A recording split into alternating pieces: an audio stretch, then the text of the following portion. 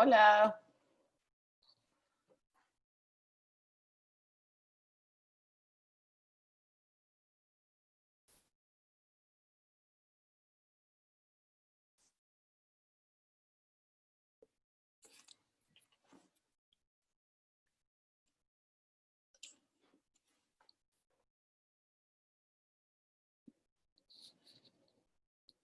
¿Se escucha? Hola Luis, sí, sí, se escucha. Perfecto.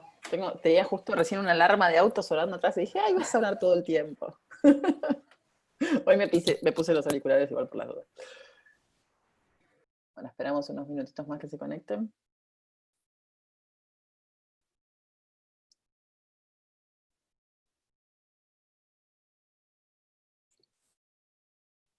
Abro el chat.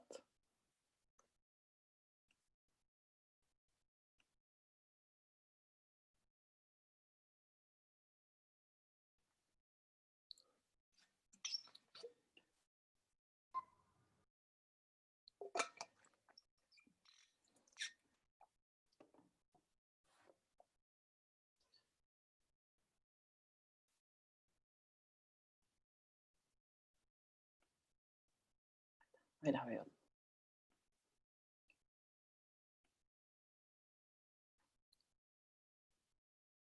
Todas las que puedan, porfa, prendan la cámara, así las veo. Las que puedan y quieran, ¿no?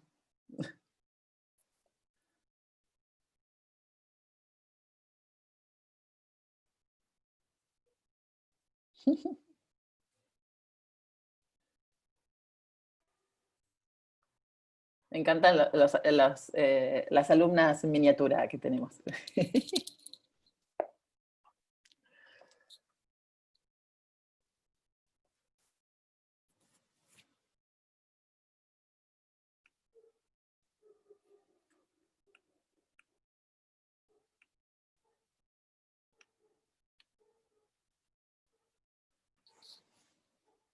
Bueno, ya somos un montón, me parece, ¿no? Bueno, bien. Acá, sí, acá en la otra página hay más. Igual ya es como que nos vimos hace tan poco que no sé si les quedaron muchas cosas para charlar, pero charlamos igual. ¿Quieren ustedes preguntar algo primero o quieren que les cuente cómo terminó el caso del otro día de Caro? Porque ya tiene resolución. El mismo día que terminamos de hablar de esto, que fue el sábado, ¿no? A la noche, a la mañana siguiente me llama Caro y me dice, perfecto toda la noche, se sigue despertando cada 2 horas. Boris, el que es más grande de los dos, durmió más horas también, más que 2 horas. De hecho, en algún momento se despertó a ver si estaba bien. Y Nisa, que era la que estaba con estos temas que no quería tomar sentada, empezó a tomar. Lo único que me dijo es que empezó a tomar bien, sin refregarse las patitas, sin tirarse para atrás, todo lo que estaba haciendo, y le pudo dar sentada, que teniendo 2 bebés más una de 5 es como muy necesario. Eh, y lo que sí se dio cuenta es que se distrae muchísimo cuando no, esperen que voy a bajar el WhatsApp.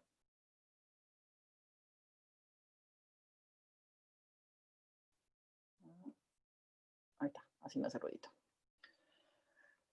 Que se distrae mucho cuando hay estímulos alrededor. Así que por ese lado seguimos investigando por el tema sensorial, va a hablar con Sin Molina, va a estar atenta a ese tema, pero por lo pronto todo lo que tenía que ver con la teta se fue resolviendo. Así que muchas veces es escuchar, es estar presente y todo. Así que todos sus aportes también estuvieron buenísimos porque les fui transmitiendo con palabras que no fueran para preocuparla ni demás. Eh, y le sirvieron un montón. Así que les agradece a todos sus aportes y están mucho mejor. ¿Quieren que hablemos algo de la clase? ¿Les quedó alguna duda, algún pendiente? ¿Pudieron volver a ver algo más? Ya hablaron con Dani, ¿no? ¿Hoy? ¿O les toca después que yo? Ah, después. Ok. Ay, pensaron en ella todo todo el fin de, no, ya está mejor. Gracias.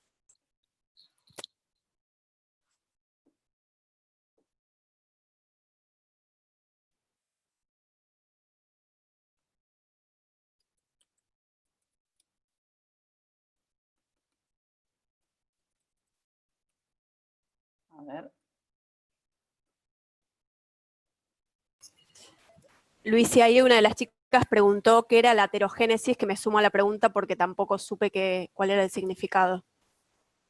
Es cuando se infiltran sustancias lipídicas a través de la pared del intestino, por ejemplo, que pueden generar una reacción inflamatoria y puede llegar a distintas partes del cuerpo a través del plasma. ¿Entiende? Sí, perfecto, gracias.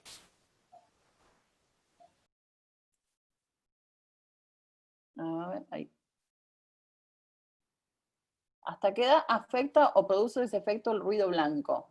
Yo creo que hasta que empezamos a tener, no tengo esto es mi opinión personal, porque no tengo una información precisa sobre eso, pero creo que es hasta que empezamos a ser conscientes de lo que es ese ruido, de dónde proviene ese ruido, y podemos identificarlo como, bueno, eso es una máquina en la calle que está haciendo ruido, no es un depredador que me está viniendo a buscar, eso es el secador de pelo, eso es, no sé, Rafi, por ejemplo, le tenía miedo al ruido que hacía el pollo cuando lo apoyaba en la sartén, hasta que empezó a poder identificar de dónde venían esos ruidos. Entonces me parece que tiene que ver con algo madurativo, que no sé si es una edad para todos por igual, y algo que tiene que ver con lo cognitivo y con entender de dónde vienen esos ruidos. Yo creo que al no tener en cuenta, no saber, los bebés no saben nada de lo que está alrededor suyo y van decodificando y aprendiendo todo lo que le va a pasar. Y por lo pronto todo lo que sea extraño o nuevo lo van a percibir como peligro y va a generar toda esta reacción en cadena de hormonas de estrés y cortisol y demás. Y una vez que empiezan a entender de dónde vienen esos ruidos, que para uno va a ser a los 2 años o para otro va a ser a los 3, 4, o sea, poder ponerlo bien en palabras, digo. Me parece que tiene que ver más con eso y no tanto con la edad. En clase dije que no era normal que los bebés no hagan caca todos los días. Nadie no debería hacer caca todos los días. O sea, todos tenemos que hacer caca todos los días. Y que considerar que un bebé, que para un bebé sea normal, me parece bastante errado. Creo que viene como esta frase que escuchamos siempre de que es normal que los bebés no hagan caca hasta por 10 días, no sé cuánto. Es normal. Para mí está bien decirle que es frecuente, pero no normalizarlo.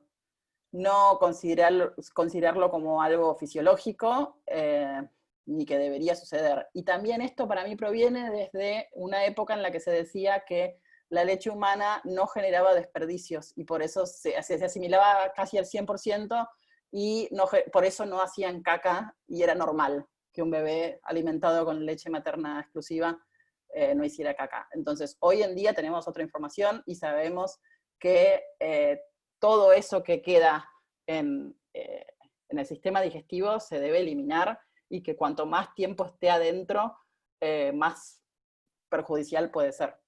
Y de hecho, si lo vemos como la caca que hace un bebé que durante días no hizo, es una caca explosiva. O sea, no es cierto que no se generan desperdicios en esos días. Estaba todo guardadito ahí y de repente sale todo junto. Por lo general es así. O sea, les diría que no sé si a alguna le pasó o quiere contar su experiencia, pero cuando son bebés que tardan muchos días en hacer, después cuando hacen es una explosión total. Entonces, eso estaba ahí adentro, no es que se generó ese día.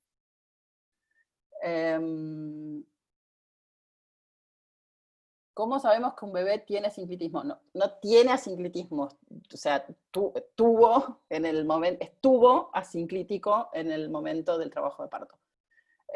Y nos podemos dar cuenta por los síntomas que vimos, que pueda tener dolor en el cuello, como una especie de tortícolis, los bebés que se arquean para atrás, como que están tratando de compensar la postura.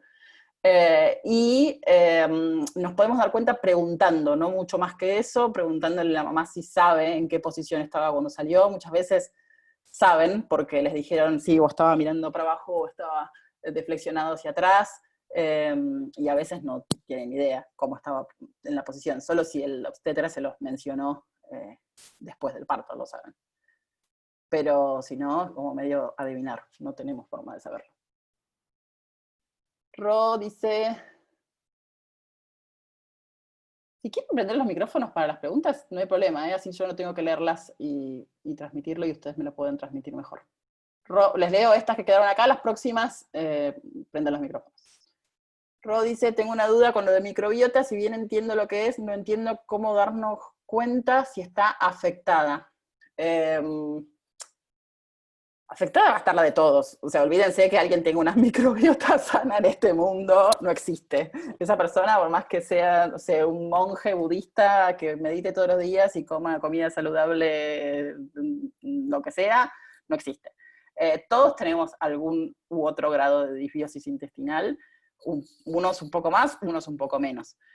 Lo que podemos ver son algunos síntomas que nos van a dar una pauta de que algo está funcionando mal. Y esos síntomas son muy variados y que muchos de ellos normalizamos y consideramos como cosas que todos tenemos, desde brain fog, que es como esa sensación como de confusión y de cansancio constante, problemas digestivos, que son como los más obvios que podemos relacionar con el intestino, pero después también migrañas, insomnio, ¿qué más puede ser? Bueno, hay muchos síntomas y bueno, obviamente todo eso lo tiene que, está en el PDF.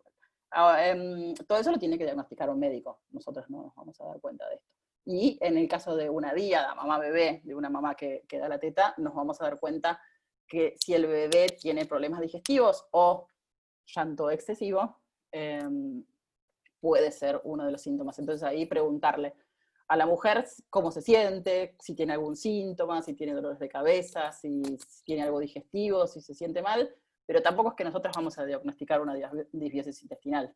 O sea, simplemente nos sirve como pauta para conocer un poquito desde esta visión holística, ¿no? Que no es solamente ir al síntoma, sino conocer como todo lo que está alrededor de esta diada. Acá, mira, justo Nati dice, como síntoma de intestino permeable, que son más o menos los mismos síntomas que disbiosis intestinal, figuran gases. Mi duda es siempre con los gases sin inflamación intestinal, ¿son síntomas de intestino permeable? Pregunto porque yo pensaba que al consumir alimentos ricos en fibras, integrales, fermentos y bebidas como el kefir eran normales. No, no son normales. O sea, sí, es normal, todos tenemos gases, pero si son muy frecuentes y son molestos ya a ese punto, no son normales. Deberíamos revisar ahí un poquito si no es demasiada fibra, porque se puede consumir demasiada fibra, si no son demasiados fermentos, todo tiene que tener su justa medida. Dani pregunta si en ninguna etapa es normal que no haga caca y a qué se puede deber. Hay que trabajar con la microbiota de la madre. Para mí no es normal, y para mí no es una opinión personal, sino como por todo lo que leí, no, nadie debería no hacer caca. ¿Y a qué se puede deber? Desde alguna alteración en el nervio vago o algo que, como lo que les mostraba del cambio de pañal, ¿vieron? Que este osteópata americano lo resolvía, o a un desbalance en la microbiota, muchas distintas cosas. Para mí, en un bebé alimentado con lactancia materna exclusiva, lo más probable es que sea algo en la microbiota del bebé o de la mamá. También preguntar cómo nació ese bebé, si nació por cesárea, si toma fórmula. Bueno, y para mí siempre en esos casos osteópata es la mejor recomendación. Para mí, para todos los bebés debería ir al osteópata igual, o al osteópata igual. ¿Dónde puedo leer lo que decís de las cacas? Mira, hay una... Te escribo acá. Jennifer Ahí lo escribí mal. No sé si es con una N o dos O. Jennifer Tow, que es una consultora de lactancia internacional, ICBLC, todo eso, ella habla mucho sobre este tema. Y de hecho yo les puse ahí un audio, pero que está en inglés, un podcast que habla mucho de este tema, pero igual ya tiene texto sobre esto que lo pueden traducir con Google Translate. Eso es lo que recuerdo ahora como ameno para leer. Después hay un montón de estudios y papers y cosas, pero si quieren leerlo como algo más divertido, bah, a mí me divierte leer sobre la caca, pero no sé ustedes. A ver. Acá dice, Caro, sí, mi bebé se cagó hasta la nube cuando pasó eso. Sí, eso es lo que pasa. O sea, una caca explosiva no es que no había caca, es que no estaba saliendo. Luis, sí, hola. Sí. Ay, ¿Quién hola, habla? soy Mechi. Mechi.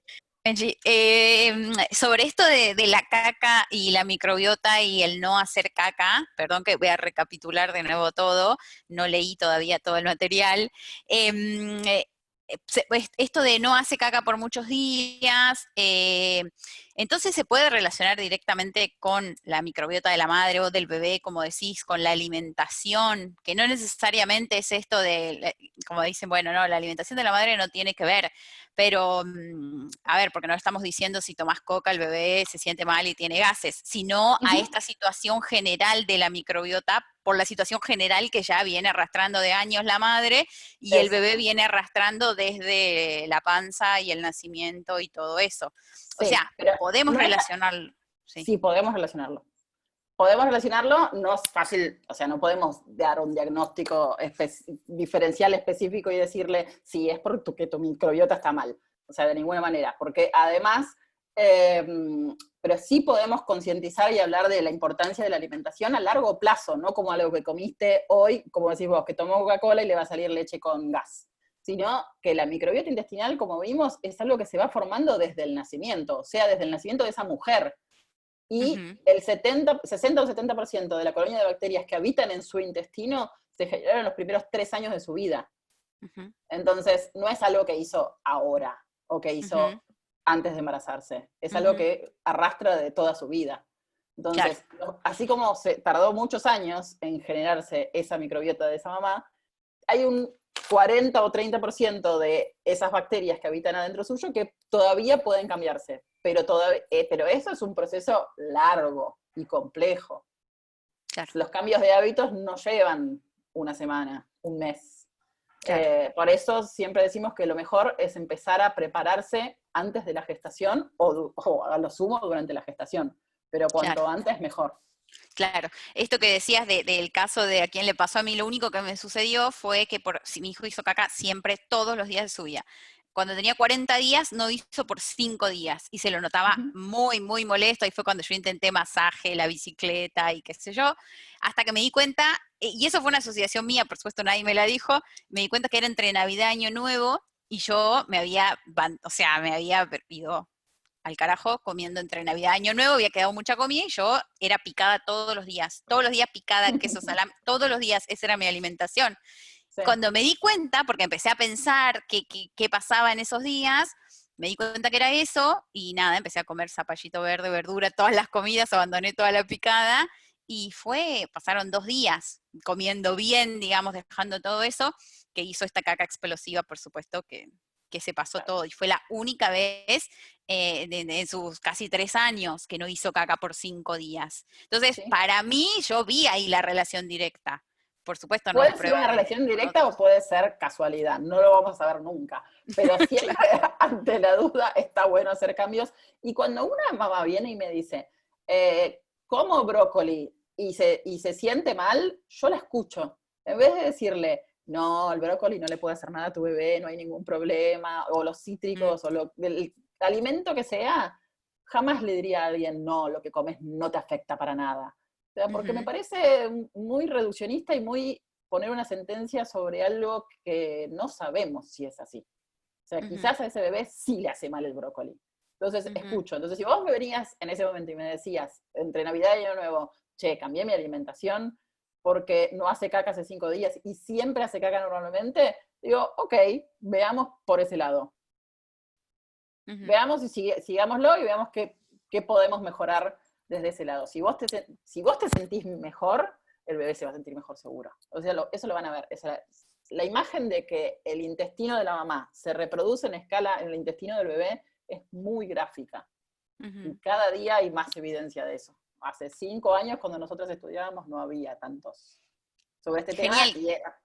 Y era Quizás es esa la explicación, ¿no? De esto del intestino de la madre se reproduce en el hijo y no tan esto de reduccionista de si tomás coca le pasa el gas, sino que esa es más la explicación. Sí, y después por otro lado como de la explicación más antropológica o de la historia de cómo llegamos a esta recomendación de que la alimentación de las madres no influía en la de los bebés, es porque bueno, ya sabemos que dentro de la historia de la leche de fórmula hubo mucha publicidad para que se incorpore la leche de fórmula, a partir desde la pediatría para poder cuantificar y cualificar el alimento que se le daba a los bebés.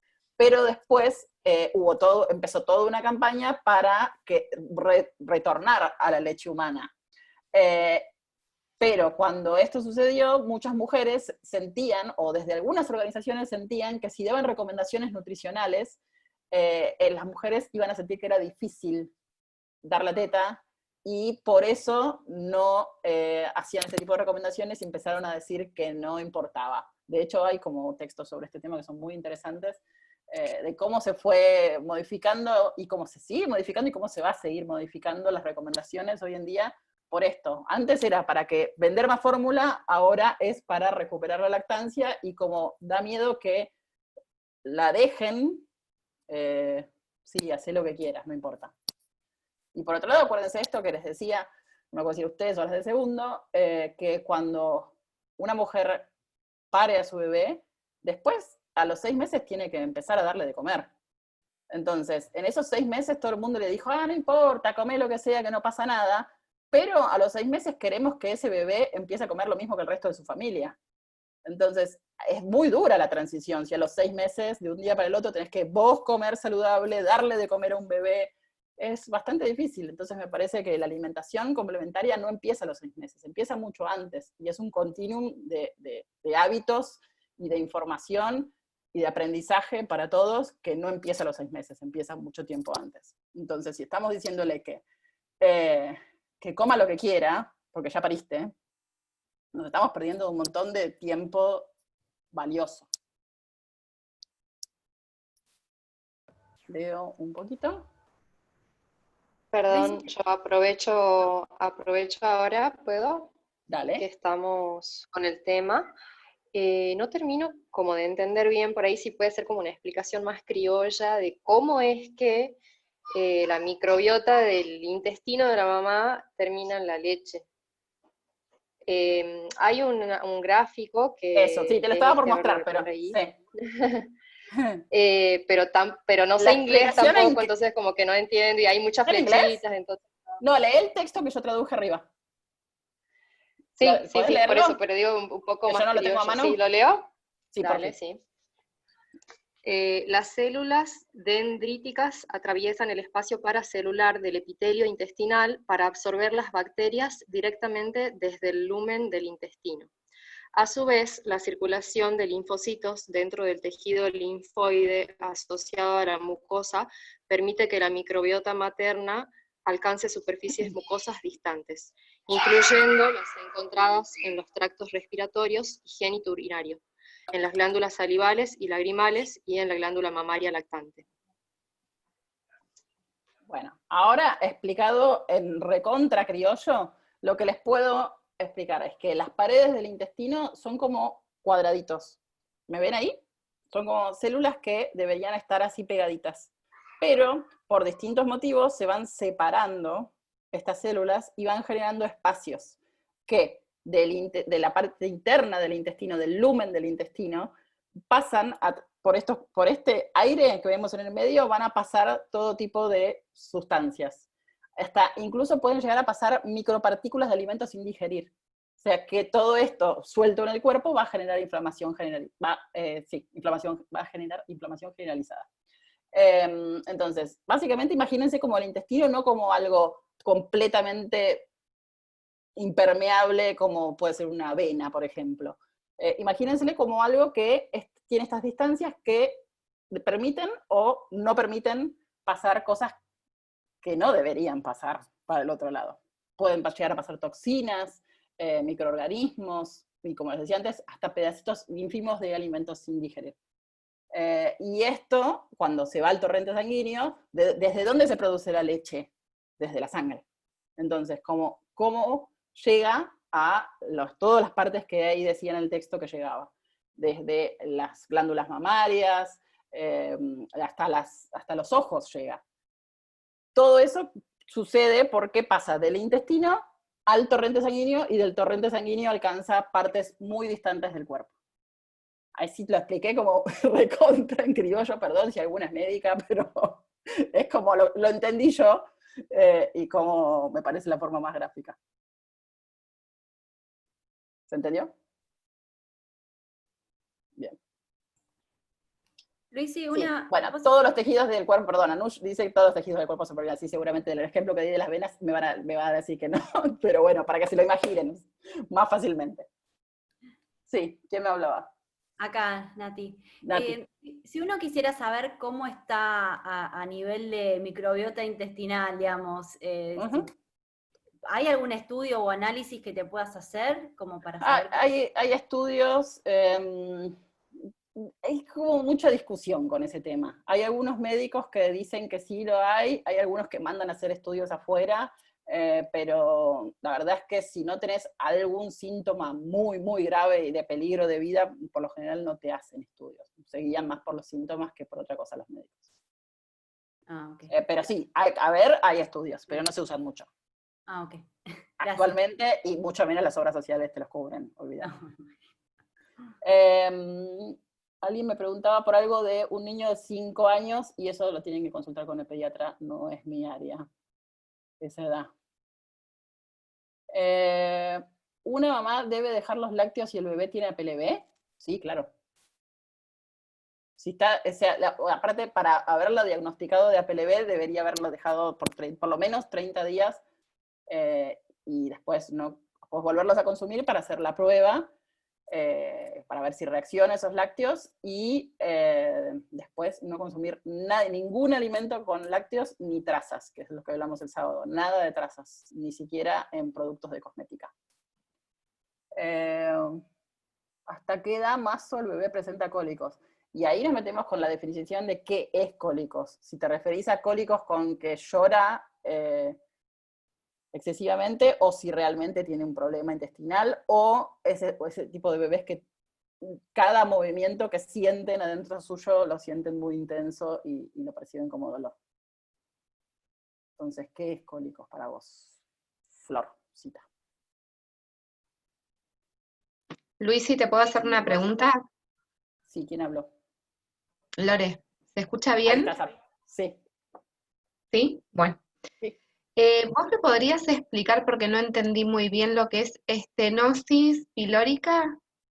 Estenosis pilórica es la patología del reflujo, o sea, es el reflujo patológico. La estenosis pilórica es lo que antes le decíamos creíamos que era como una tapita, o por lo general, como muy comúnmente te dicen, es la tapita del esófago que permite pasar de vuelta para arriba la leche que consumió y líquidos que puede haber en el estómago.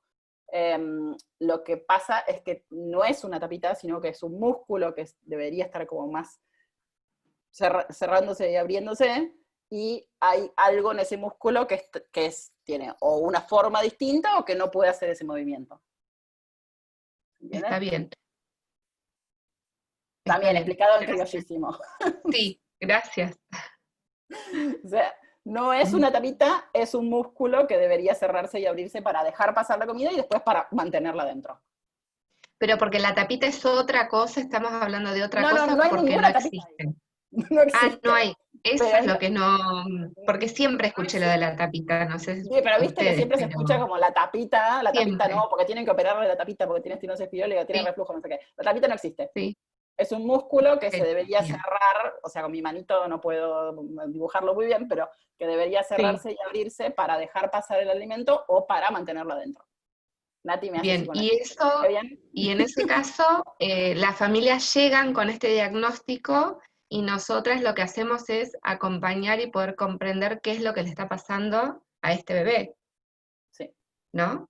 sí. Bien. No podemos hacer mucho más que eso, que seguir las recomendaciones médicas, que en ese caso muchas veces es quirúrgico, o sea, tenemos que seguir Claro. las recomendaciones o postquirúrgicas o lo que tenga que hacer antes del nacimiento. Pero muchas veces, y esto lo vamos a ver en segundo año, para mí el reflujo tiene que ver más con aerofagia que Sí. que tiene que decir mal aprendida, y que entre aire cuando el bebé está tomando, que hacen mucho ruido, ese chasquido deja entrar aire, y ese aire hace que después tenga que salir por algún lado y terminan vomitando.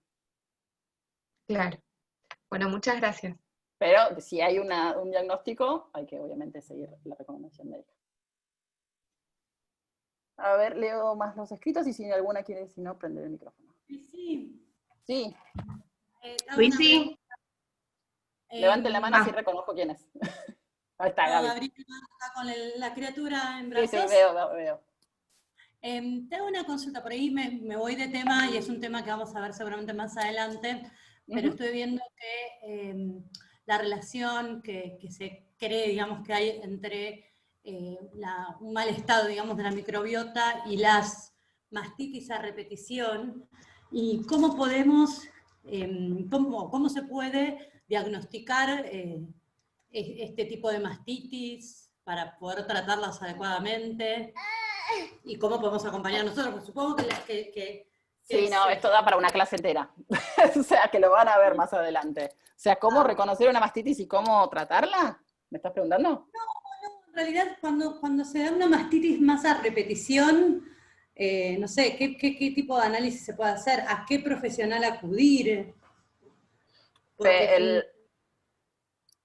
Bueno, esto lo vemos también en abordaje holístico de lactancia. Desde mi lado, o sea, como el abordaje tiene mucho que ver con esto que me van a escuchar decir 1.000.000 de veces, que es la inflamación sistémica o la inflamación generalizada en el cuerpo.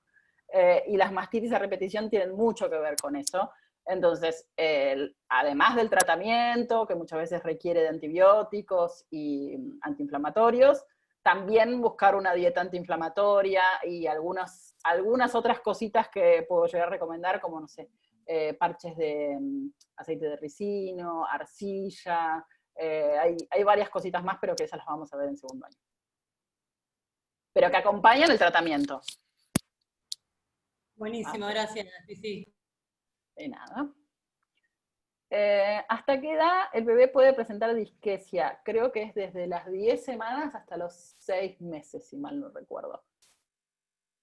Pero por lo general se resuelve bastante antes, porque disquesia, para los que no se acuerdan qué es, esa es como esta, a ver cómo lo explico, cuando los bebés que hacen mucha fuerza se ponen colorados y hacen como que quieren hacer caca y les duele y lloran, que en realidad lo que no saben hacer es abrir el esfínter anal y soltar lo que tengan que soltar, ya sea caca o gases. Y esto se suele resolver bastante antes de los 6 meses, pero creo que la definición clínica era entre los 10 semanas y los 6 meses. Si mal no recuerdo. Damaris dice, a mi bebé y a mí algo nos estaba cayendo mal, lo noté por los cólicos intestinales de ella 2 meses, y vi que cuando yo estaba mal, ella también. Saqué el maní, es un alergeno, que cuadraba por los días malos y el consumo del inicio de este, y he notado mejoría, pero creo que algún día, supongo que será, hay otra cosa, puede ser abrumador. La querés ver bien y no comemos procesados, saqué la margarina que no sabía y el aceite de girasol, esto van a generar inflamación, así que está muy bien, y tiene mucha aerofagia también, tengo que acomodar la prendida algunas veces por chasquidos, sí. Bueno, eso es un conjunto de un montón de cosas que ahí podríamos resolver, ¿no? Estás para hacer una consulta, mira, no nos queda tanto tiempo, pero yo te diría que prendas el micrófono y entre todas hagamos la consulta. Pero sí hay varias cosas que resolver ahí. Y sí, como vos decís, si sentís que el maní le está haciendo mal, yo lo probaría sacarlo porque está dentro de la lista de los potenciales alergenos. No tienes micrófono ni cámara. Bueno, para la próxima te hacemos consulta a vos. Y dice que si no supiera, lo que sí pensaría es, hay mejor fórmula, si estás pensando que mi leche le cae mal. Exactamente. pero por ahí es el maní, que es algo fácil de sacar, pero imagínate si es algo que consumís mucho todos los días y que te costaría un montón dejar. Por ejemplo, hay gente que no puede vivir sin lácteos, que se toma el café con leche a la mañana, con la tostada con queso crema, con el queso rallado arriba de toda la comida, con un montón de cosas. Entonces, a veces los diagnósticos que tienen que ver con restricciones alimentarias son duros de escuchar. En una de las diapos hablas de dar info sobre patrones normales de llanto, ¿cuáles serían? Por ejemplo, hablar sobre el llanto que no empieza de 0 a 100, que un llanto repentino y que es un grito, eso es un llanto de dolor. Entonces ahí explicaría que ese tipo de llanto es, bueno, ok, revisar, sacarle toda la ropa, ver si no hay, no sé, si no le está molestando algo del pañal, si no tiene un torniquete de pelo, que muchas veces puede pasar, o en las manitos o en los pies, o algo físico de todos los días que le pueda estar molestando, una etiqueta de la ropa, hay cosas que se pueden revisar, o algo más grave, en todo caso del dolor, que le esté pasando algo específico. Entonces, como dar pautas de en qué momento preocuparse con el llanto. Pero si no, explicar que los bebés lloran, explicar que si queremos evitar que lloren, tenemos que adelantarnos y explicar las señales de hambre y tratar de llegar lo antes posible. Acuérdense del gráfico ese que tenía 3 columnitas, que mostraba las señales de hambre. Para mí sería transmitir esa información, decirles que traten de darle la teta cuando apenas se dan cuenta que tiene hambre y no esperar a que llore, porque muchas veces tienen como la sensación de que no, hasta que no llora, o estirarlo más tiempo para que duerma más, o estirar las tomas por X motivo, o porque traen la información de que hay que darle la teta cada X cantidad de tiempo. Entonces, como dar esa información es para mí hablar de los patrones normales del sueño. Y después, hablar también de las expectativas del puerperio, como les decía, que por ahí nosotros nos esperábamos que un bebé era esa foto divina, contraluz, contra la ventana, con todo rosa que vemos en la tapa de Caras, y te encontraste con una cosa que llora y te hace caca y no es lo que esperabas. Entonces, como hablar un poquito de todas esas cosas. Acá nos dice, me volaste la cabeza con frecuencia de deposiciones. Y sí. Bien, sí, bueno, hay estudios, después, si querés los busco. Espera, ¿en mi libro está? Hay como 55 páginas de bibliografía, tendría que fijarme si alguna de esas está marcada como sobre ese tema, porque de ese tema sí hablo en el libro. Acá Dani...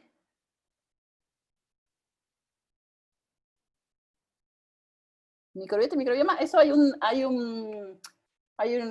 una diapositiva que está todo el glosario de las distintas palabras y qué significa cada una y cómo diferenciarlas.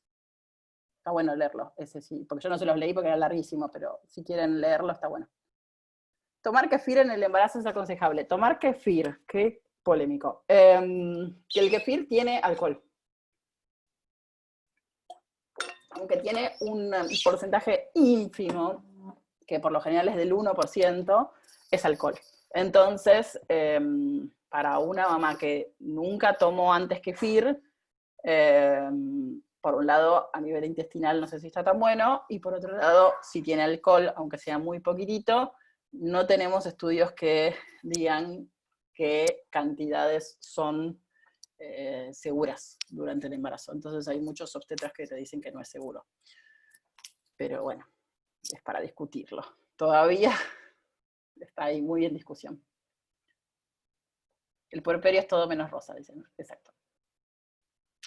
En lactancia figura como seguro. Para mí también lo es, y yo lo tenía estudiado que sí, pero estos días estuve escuchando como bastantes discusiones sobre ese tema. Pero en lactancia habla de la lactancia, no habla de la gestación. Nurturar. Me dijeron hace poco que esa palabra la inventé yo, porque en realidad en inglés es nurture, que se escribe nurture, y yo una vez la quise traducir, y la traduje como nurturar, y el otro día mi editora me dijo, no existe esa palabra, la inventaste vos. Pero fue una traducción falsa de nurture, que quiere decir que sería hermoso que exista la palabra en español, pero no existe, que es como nutrir a ver, ¿cómo sería? Nutrir y como abrazar, contener, como tiene como muchos significados muy bellos en inglés, pero no existe la palabra en español. Claro, la buscaron y no la encontraron. No, no existe, la inventé, perdón. Luisi, Sí, te hago una consulta. sí, Flor. Yo soy fotógrafa de bebés recién nacidos. Y en mi rubro se suele usar mucho el sonido blanco, el ruido blanco, Sí.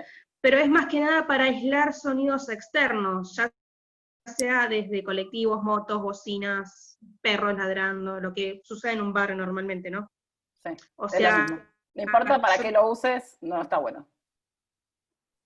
bueno, pero yo no uso el shh, yo lo que uso es el sonido del vientre materno, que es como si fuera líquido amniótico, como si fuera latidos del corazón. No uso Bueno, como y si fuera un también hay mucho que ver ventilador.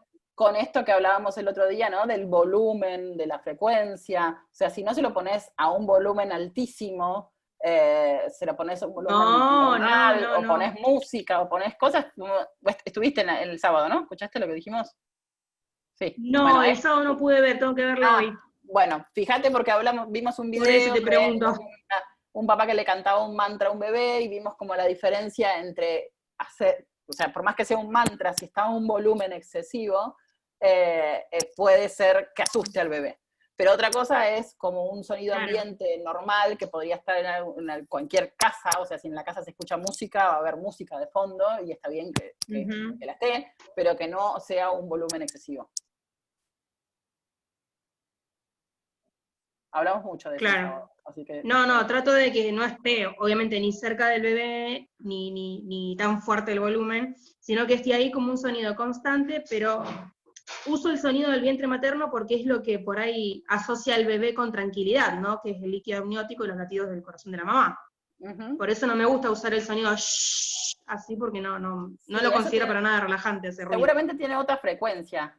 No sé a cuál sonido te referís o de dónde lo sacaste, pero como el sonido del ruido En blanco YouTube está... tiene como una frecuencia específica, continua, que no es lo mismo. Seguramente. Sí, lo conozco, sí. Bueno, me quedo tranquila. Pero siempre bajito, por favor. Voy a ver la clase del sábado después. Sí. ¿Cómo? Ahí hablamos un montón de eso. Que Sí, siempre la voy a ver bajito después. y como Más tarde la voy a ver. con criterio. Sí, aparte no en todas las sesiones, cuando el bebé está tomando la teta, cuando el bebé está con la mamá, no lo uso. Simplemente en el momento en que estoy posando el bebé o fotografiándolo para que no se me despierte de una moto o una bocina o algo así. Ok. No es en toda la sesión, es un rato. Bueno, te diría que sí, puede ser. Bueno, a ver, Meli dice, yo estoy embarazada y estoy tomando kefir un vaso por día. ¿Están estudiados los beneficios? Sí, los beneficios son muchos. Digo, para poner en la balanza por el alcohol. Me dijeron que era insignificante. Para mí también es insignificante y para muchas personas con las que comparto clases e información también lo es, pero justo el otro día salieron a decir que por más que sea insignificante deberíamos tenerlo en cuenta. Pero... Yo si estuviera embarazada lo tomaría, si te sirve mi opinión. Si lo estabas tomando de antes.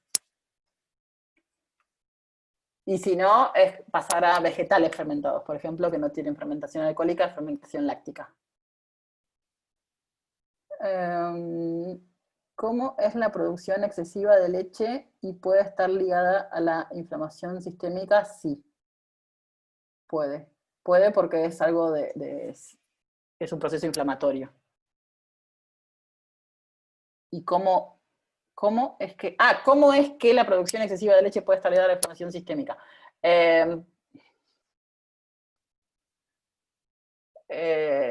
ver. Porque uno de los efectos de la inflamación sistémica es generar alteraciones en los fluidos y puede llegar a generar más leche. Tendría que buscarte de dónde lo aprendí esto para transmitírtelo. Si querés, después lo busco y te lo paso. Hannah tiene 14 meses y medio y el sábado, hasta que identificó que el ruido venía de la compu, se asustó. Exactamente, sí.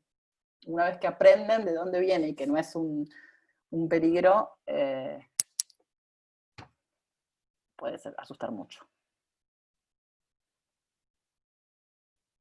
Con el mantra que escuchamos, es impresionante. Sí. Es bastante impresionante ese video, ¿no? Una vez que lo ves con otros ojos. ¿Me traía alguna palabra? ¿Alguna pregunta? No sé, si alguna. Voy para arriba, así busco.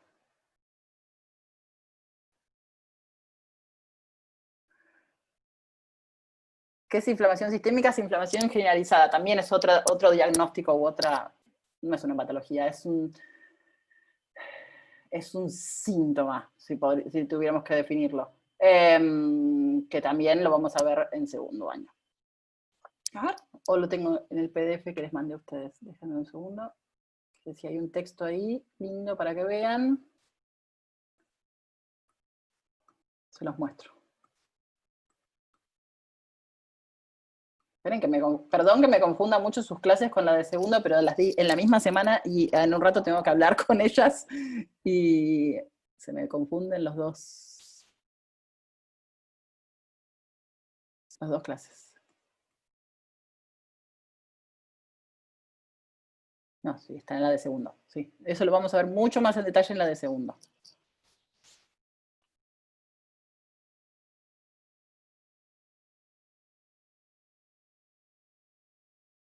Ven que leo sus mensajes.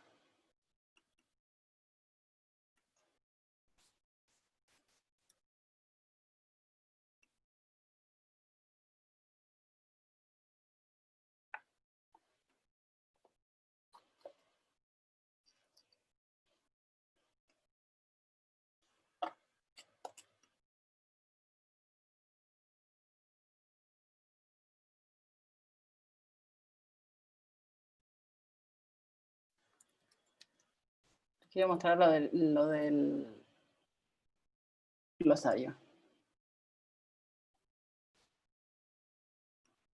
Bueno, ahora lo encuentro. Me pregunta acá... Ay, ¿quién era? Alguien me preguntaba la diferencia entre microbiota y microbioma. El microbiota es la colonia de bacterias que habita dentro nuestro y el microbioma es la genética de ese microbioma, es la colección genética de ese microbioma. De esa microbiota. Así también explicado en criollo, ¿no?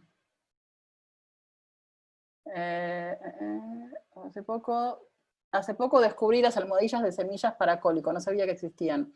Sí, pero es lo mismo que calentar las manos y apoyársela a un bebé en la pancita. O sea, sí, te sirve como herramienta para ponerle algo para tener la mano libre, pero no para mucho más que eso. Me llamó la atención que cuando buscas ruido blanco lo promueven como si fuera lo mejor que hay para tranquilizar a los bebés y es todo lo contrario. Sí, y hay muchos sleep coach y estas profesionales del sueño que lo recomiendan. Así que es. Cafeína y mateína. La mateína es cafeína también. Sí, y llega a la leche.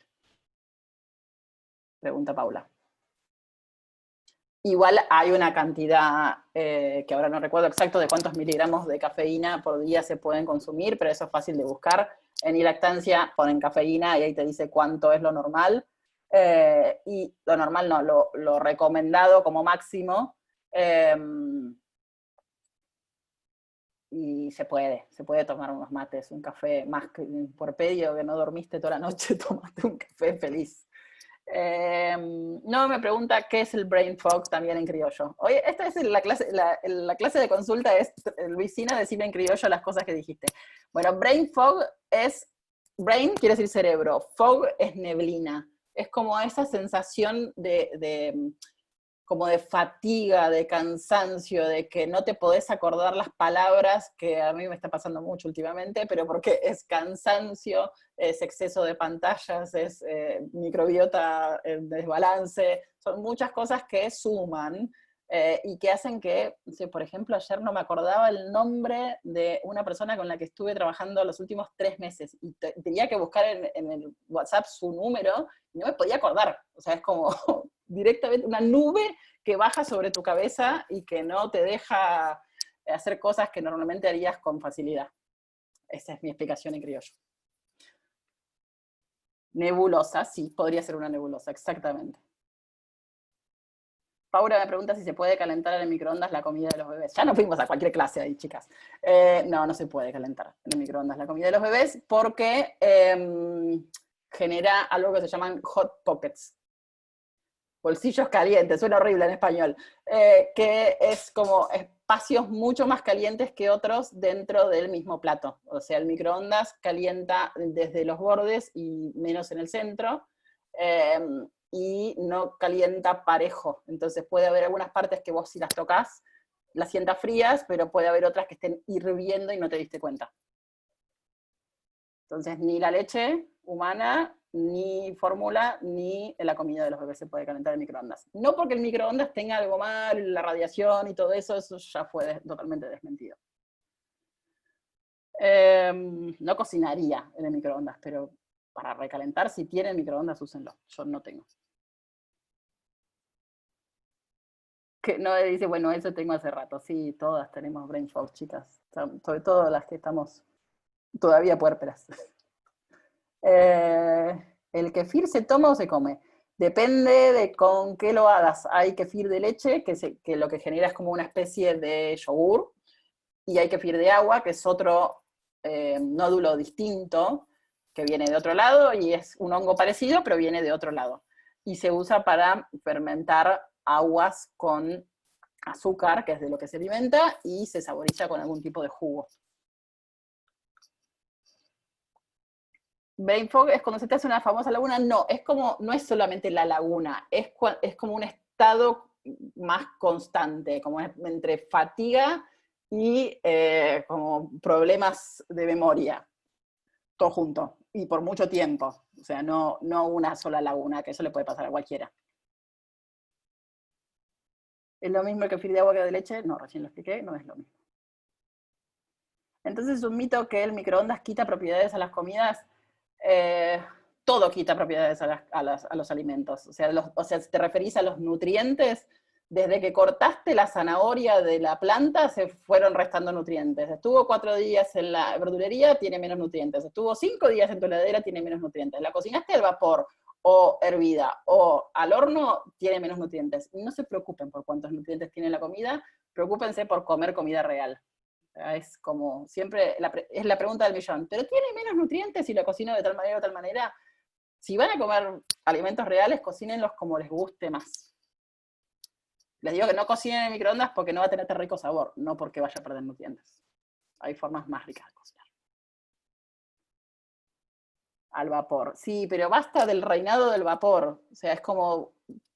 Por el miedo a perder nutrientes, todos al vapor, y todo el mundo asocia la comida saludable con comida al vapor insulsa y sin sal.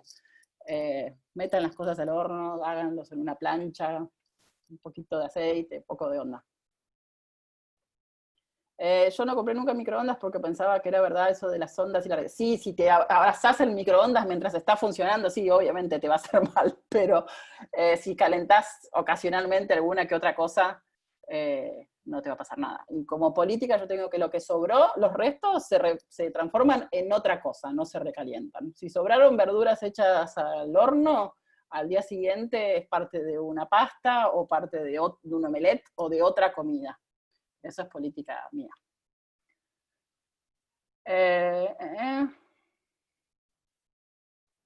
Bueno, ¿hay más? ¿Aceite de coco, sí o no? Esta pregunta también me la hacen mucho, entonces le pregunté a Anaí, que es la nutricionista con la que trabajé en el último libro, y depende. La respuesta es depende. Depende de cómo sea el resto de tu alimentación. El aceite de coco es una grasa saturada. Entonces, si se lo das a una persona que tiene su alimentación basada en alimentos ultraprocesados, no le estás haciendo ningún favor sumándole grasas saturadas. Pero sí, a una persona que tiene una alimentación en base a alimentos reales, come la cantidad necesaria de grasas, o la cantidad incidental que necesites para cocinar de grasas, y esas grasas son saturadas, dentro de un balance, comiendo también otros aceites monoinsaturados, poliinsaturados, como que la variedad está lo bueno. Entonces el aceite de coco no es una cosa que te vaya a salvar de nada, porque muchas veces se vende como las millones de propiedades del aceite de coco. Y también te podría hablar de las millones de propiedades de la manteca, pero ninguna cosa es milagrosa si no sacan de su dieta. Acuérdense del protocolo para intestino permeable. El primero es remover. Entonces, el primero, si no sacamos todo lo que nos está haciendo mal, difícil va a ser que después cualquier superalimento, entre comillas, sea bueno. O malo. O sea, no es ni bueno ni malo. O sea, depende mucho. Y por otro lado, en una cuestión más filosófica, ambiental, el aceite de coco atraviesa medio mundo para llegar hasta vos. Entonces, en cuanto a sustentabilidad, no sé cuán justificado esté. Está bueno si por algún motivo necesitas, no sé, por ejemplo, hacer pastelería y necesitas reemplazar la manteca porque no puedes consumir lácteos, se reemplaza uno a uno. Pero si no, es como para mí un aceite más de los que tengo en mi cocina, no es el único.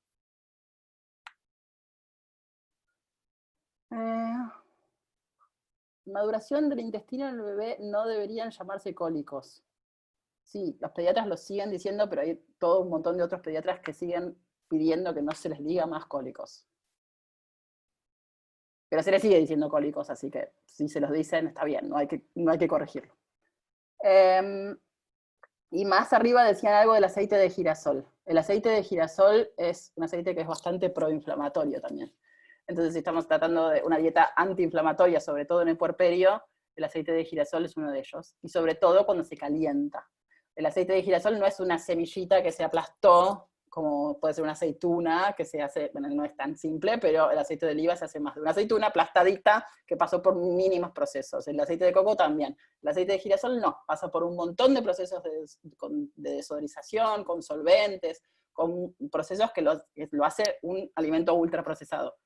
Pero en el caso de que sea el único aceite que tenés disponible, yo usaría un aceite de girasol alto oleico y solamente para cocinar cosas específicas. Si no, para crudo usaría aceite de oliva extra virgen. El ghee es todo lo que está bien, sí, el ghee lo amamos, pero tampoco es el único, es manteca clarificada. Un poquito de aceite de oliva, un poquito de aceite de coco, un poquito de ghee, un poquito de manteca, un poquito de cada uno. Eso es que acabo de decir. Manteca, ghee, aceite de coco, aceite de oliva y aceite de maní tostado para altas temperaturas. Y también, los que comen alimentos de origen animal, me queda un minuto, los que comen alimentos de origen animal, perderle el miedo a las grasas animales. Entonces, si van a hacer una carne al horno, ponerle las verduras alrededor y que se cocine con esa misma grasa. Tuvieron un par de infartos todas solamente por escucharme, ¿no? Decir esto, pero no van a tener un infarto por consumir esa grasa, sino por escucharme nada más. Casi. Casi. Alto oleico, sí, el aceite de girasol alto oleico es un tipo de semilla distinta que resiste a altas temperaturas. Lore, sí, Lore Osada, sí, y el último libro habló mucho de esto y trabajé con una investigadora del CONICET, especialista en lípidos, con la cual vamos a sacar un montón de mitos de estos. Y con una nutricionista, y con médicos y demás. O sea, hay mucha investigación hoy en día sobre esto. Y sobre todo porque da sabor, como dicen ahí. Bueno, son las 7. Tengo que dejar lugar a Dani. Así que si cerramos, y cualquier cosa, igual ya saben, me pueden mandar mensajitos por Instagram. Gracias. Gracias, Luisi. Gracias, Luisi. Gracias. Besote. Beso. Cuídate mucho. Ustedes también. Gracias. Chao.